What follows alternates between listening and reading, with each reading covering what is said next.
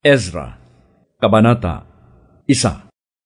Noong unang taon ng paghahari ni Ciro sa Persia, natupad ang sinabi ni Yahweh sa pamamagitan ni Propeta Jeremias nang udyukan ni Yahweh si Ciro na isulat at ipahayag sa buong kaharian ang utos na ito. Ito ang utos ni Emperador Ciro ng Persia. Ibinigay sa akin ni Yahweh, ang Diyos ng kalangitan, ang lahat ng kaharian sa buong daigdig. At inatasan niya ako na ipagtayo ko siya ng templo sa Jerusalem na nasa Huda. Kayo na kanyang bayan, patnubayan nawa kayo ng inyong Diyos sa pagbabalik ninyo sa Jerusalem, upang muling maitayo roon ang templo ni Yahweh, ang Diyos ng Israel, ang Diyos na sinasamba sa Jerusalem.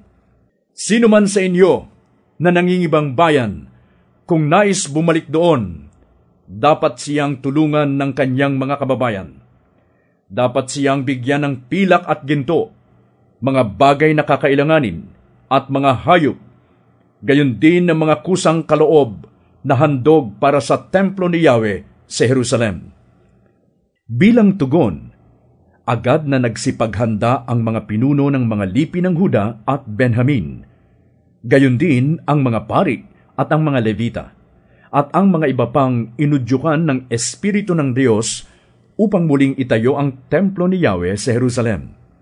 Tinulungan sila ng lahat ng mga nakapalibot sa kanila.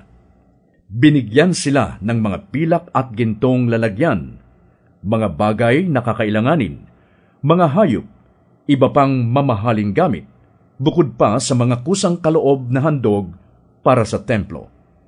Ibinalik naman sa kanila ni Haring Ciro ang mga mangkok at tasa na dinala ni Haring Nebuchadnezzar sa templo ng kanyang mga Diyos, pagkatapos na kunin ang mga iyon mula sa templo ni Yahweh.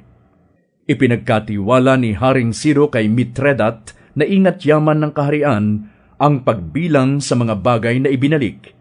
Ang mga ito'y binilang ni Mithredath sa harap ni Sesbazar na tagapamahala ng Huda. Ito ang bilang ng mga kagamitan. Palangganang ginto, 30. Palangganang pilak, 1,000. Lalagyan ng insenso, 20. Mangkok na ginto, 30. Iba't ibang sisidlang pilak, 410. Iba't iba pang kagamitan, 1,000. Lahat-lahat umabot sa 5,400 ang bilang ng mga lalagyang ginto at pilak na dinala ni Sesbazar nang bumalik siya sa Jerusalem mula sa Babylonia kasama ng iba pang mga dinalang bihag doon.